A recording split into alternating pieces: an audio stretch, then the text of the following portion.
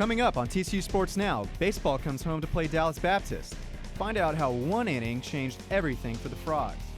And in the big leagues, we see which former Frogs had a strong start to the season and which ones did not. And the city of Fort Worth has a new holiday named after a former TCU commit. From the Bob Schieffer College of Communication, this is TCU Sports Now. Hello and welcome to this week's edition of TCU Sports Now. I'm Brad Hardcastle. And I'm Hayes Clement.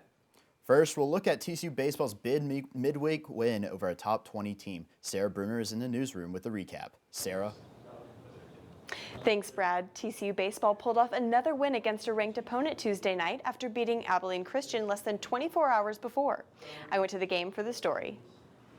It may have been a mid-season, midweek, out-of-conference game, but head coach Jim Schlossnagel said the Frogs' win over number 16 Dallas Baptist is key in building his team's resume. You know that we're in the process of building a resume, and the goal is to win as close to 40 games as we can against a great schedule, and this was a step in that direction.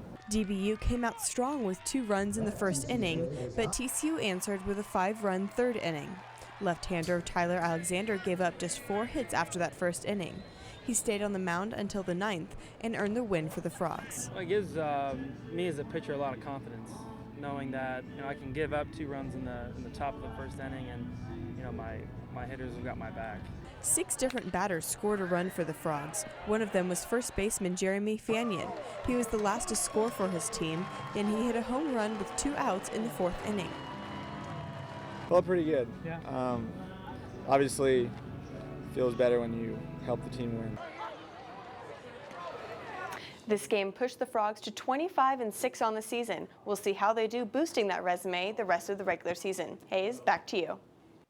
Well, baseball team heads to Kansas State this weekend for a 3-game series. The Wildcats are currently second to last in the Big 12 rankings and have failed to take a series win in the Big 12 since their April series with Baylor last season. The Frogs swept the Wildcats last year in Fort Worth by a combined total of 29-8. One of those wins was a 21-7 blowout. Friday's game starts at 6:30 with Mitchell Traver expected to start on the mound. Staying on the diamond, it's opening week for the Major League Baseball, and there are a few Horned Frogs in the league. Hannah Johannes has more on the first week is going. 2 former Frogs met back on the field for opening week of the 2015 regular MLB season. Third baseman for the St. Louis Cardinals, Matt Carpenter, got the first at-bat for the 2015 season. He hit an RBI single, helping his team to a 3-0 win against the Chicago Cubs Sunday night. But on Wednesday, Cubs pitcher Jake Arrieta took to the mound against the Cardinals. The former Frog led the team to a 2-0 victory. This game marked the 9th time in Arrieta's career to shut out an opponent over 7 innings. Cubs manager Joe Maddon told MLB.com that Arrieta is really good. Maddon says he sees him as a matured major league pitcher. Another TCU alum who made his 2015 season debut is San Diego Padres pitcher Andrew Cashner. The right-hander didn't have his best night as he gave up 8 hits and a career-high tying 6 runs. Cashner struck out 6 and walked 3 LA Dodgers. The Padres lost 7-4. One of last year's Horned Frogs didn't get to start off the season in the majors despite having a successful year. Brandon Finnegan became the first pitcher to play in the College World Series and the World Series last year. But despite his accomplishment, Finnegan was not able to hold onto his spot with the Kansas City Royals.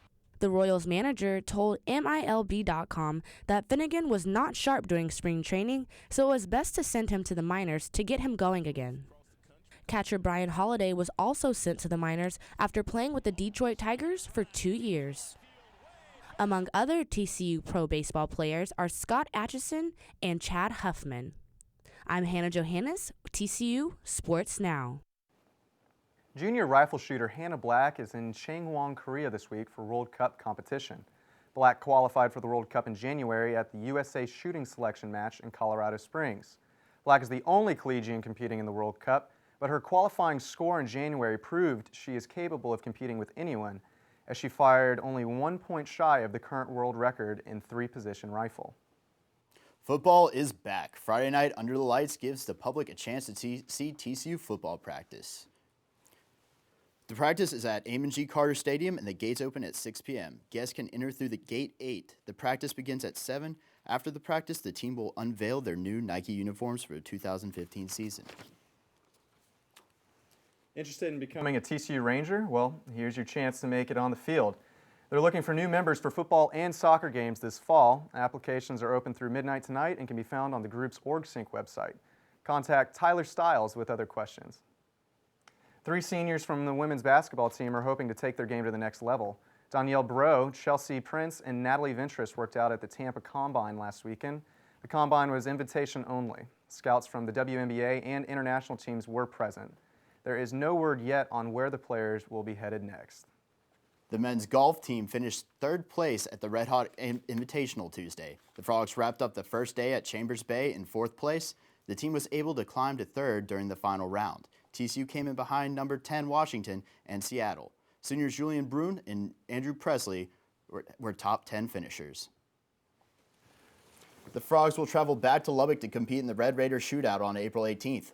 The 48th ranked women's golf team will compete in the Dallas Athletic Club's SMU Invitational this weekend. Among their 15 opponents, 6 are nationally ranked by Golf Week magazine. Of those, ranked teams are number 22 Miami, number 28 UC Davis, and number 34 Iowa State. The tournament is scheduled to start at 8 Friday morning. TCU track and field will make its way to Abilene on Saturday for the West Kitley Invitational. The Frogs compete against Texas Tech and Abilene Christian after putting up solid numbers in last weekend's Baylor Invitational. In Waco, Ramon Bailey won the men's 100-meter dash with a 10:48 second finish. The senior also came in second in the men's 4x100 relay, which he anchored. Fellow senior Levon Collins also got first place finish as he clocked in at 53.664 seconds in the 400-meter hurdles. Freshman triple jumper Ryan Finney said the team will try to carry over the positive energy from the team's last meet to this weekend. Last week, the city celebrated Fort Worth's newest holiday, Gallardo Day. Our Caitlin Becker takes us to LaGrave Field where the Giovanni Gallardo celebration took place. Are we excited to honor one of our own? Yes! Indeed, this is a special day here in the city of Fort Worth because Giovanni means so much to so many of us. He grew up here, attended Kirkpatrick School, Trimble Tech High School graduate, and one of our own made it to the major leagues. And this year, he pitches for our hometown Texas Rangers baseball team. How about Giovanni and how about those Rangers? April 2nd will now be known as Gallardo Day in Fort Worth. The community celebrated in honor of Giovanni Gallardo's return home, as well as the start of his career with the Texas Rangers. His love for baseball began in Little League. Shortly after his Little League years, Mike Resendez invited Gallardo to try out for his select baseball team. We were putting a select baseball team together, and I asked his father for him to come out and try out. And as soon as he came, he was on the team. I caught him. He said he had never seen someone with so much talent at 10 years old. His talent was so much better than anything I've seen as a 10-year-old. Matter of fact, I requested to see his birth certificate. You guys know how that goes. The Fort Worth native was traded from the Brewers back in January. Before being drafted, the pitcher was a TCU commit. Trimble Tech, the baseball club, the teachers, the students, and just the same way from TCU. I think it means a lot. It means a lot to a ball player when you have that kind of support behind you. From LaGrave Field, I'm Caitlin Beckert, TCU Sports Now. Coming up after the break, we will go over at how batters recognize pitches at the plate. And we'll compare TCU and Duke basketball to see what it takes to become a champion. Look around you. This is what opportunity looks like. For the dreamers, the doers, for those who exceed expectations. The path you follow is the one you make for yourself. We share these experiences. We share these possibilities. What you take from here will stay with you, always. Opportunity is waiting. Let's get started.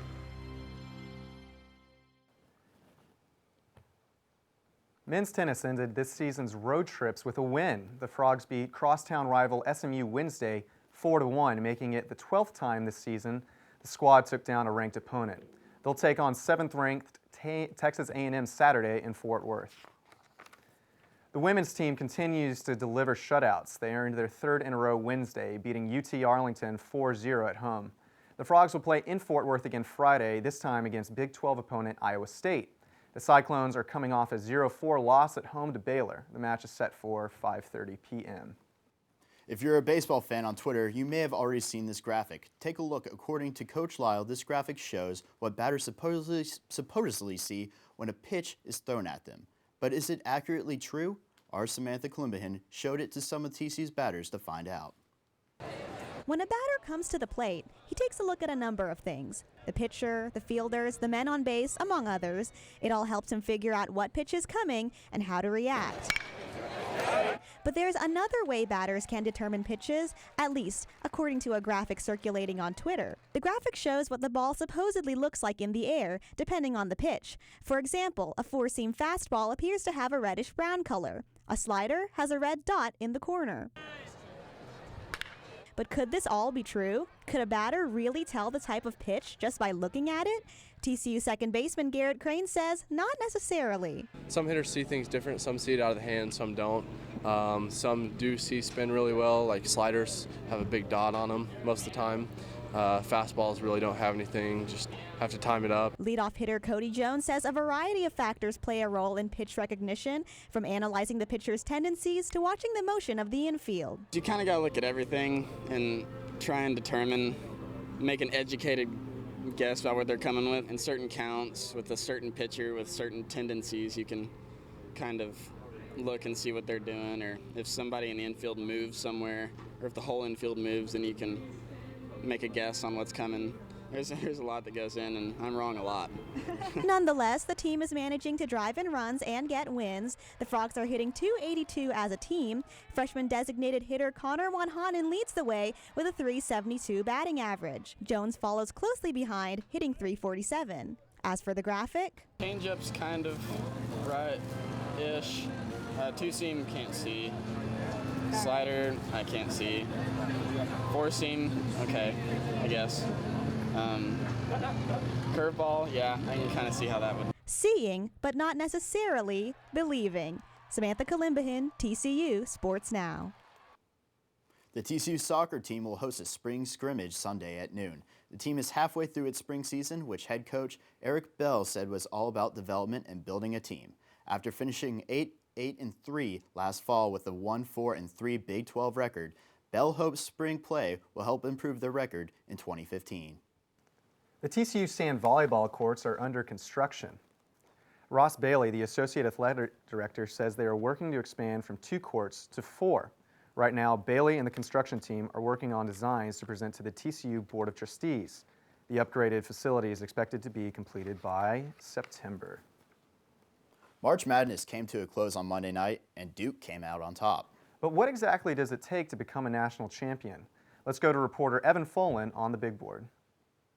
Thanks, guys. On Monday, the Duke Blue Devils cut down the nets for the 5th time in school history after winning the NCAA basketball tournament, in which the Blue Devils beat Wisconsin 68-63. TCU, on the other hand, didn't even qualify for the NIT this season.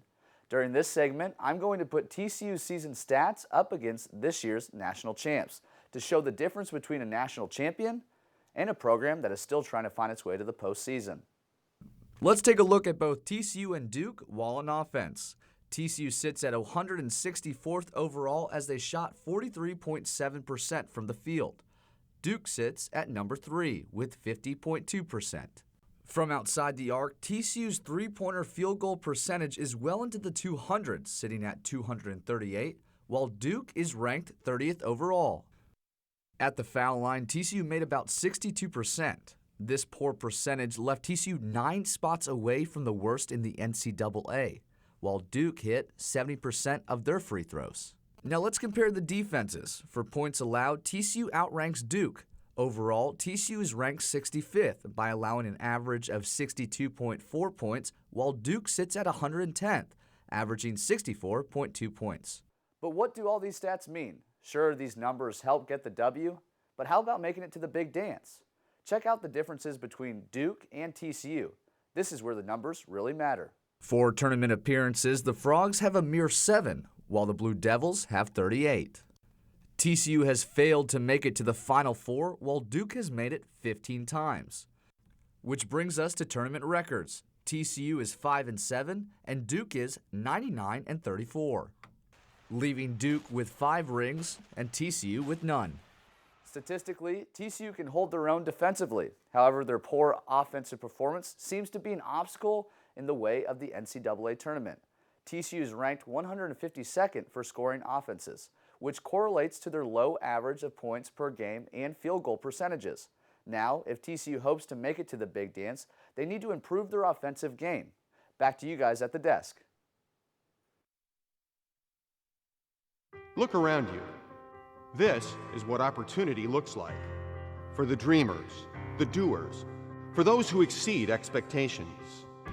The path you follow is the one you make for yourself. We share these experiences. We share these possibilities. What you take from here will stay with you, always. Opportunity is waiting. Let's get started.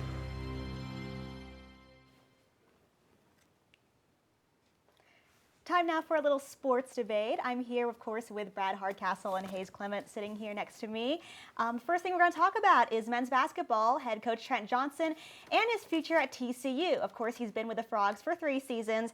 They were 0-18 in conference play 2 seasons ago, 4-14 in conference play this past season. So the Frogs obviously haven't done well, but they have gotten better. But is it enough to keep Trent Johnson at TCU? What do you guys think? You know what? This year, I'm pretty sure he's going to stay. Chris Del Conte, the athletic director, feels confident that he has the program going in the right direction. But at the same time, though, I think next year is his benchmark year. He has all players that he recruited for the most part. He's been in the Big 12 for 4 years. There's no player on this team that has played in the Mountain West or any other conference. So, you know, he has guys coming back too. He has depth. He has a couple good recruits coming in as well. I think next year is where he proves his worth, and either TCU is going to part ways with him, or he might stay for a while. And you see, that's exactly where I'm finding the issue with Trent Johnson, because he saw such success at Nevada, Stanford, LSU. Now he comes to TCU. He's been here for 3 seasons. He's 38-58. He's got only 6 Big 12 wins, and remember, he went 0-18. Not this last season, but just the season before that. I mean, what is it going to take for us to see success within our basketball team is where I'm drawing the line, you know? Yeah, I think a big part of it is coaching style. He has some good players. They do some good things. They actually do very well on defense. You know, they're ranked like in the top 20 in shot blocking. They're ranked in, you know, among some good teams in rebounding as well. But at the same time, you know, they really got to get those offensive numbers up. Oh, absolutely. Free throws is probably the most key point. I mean, Keen Anderson shot 87% for the season, and he was our best. But as a team overall, we were only 61.5, as Evan pointed out. I mean, even Trent Johnson said, you know, if there was a free throw guru out there, Shaquille O'Neal would be shooting a pretty good percentage. But, you know, in Big 12 college, I mean, you've got to get those free throws down and generate some points, especially in crunch time. Yeah. We had 2 overtime games, and we lost those by a combined total of 8 points. I mean, free throws may have made the difference between beating some of those better teams. Yeah, absolutely. Yeah, I absolutely agree with that, and I think that comes in with recruiting a little bit and the style of play. His teams weren't very good offensively at LSU, but we'll see how it works out for the Horned Frogs. All right, guys. All right. Thanks so much. Yeah, thanks for watching this week's edition of TCU Sports Now. Hopefully you have a great week.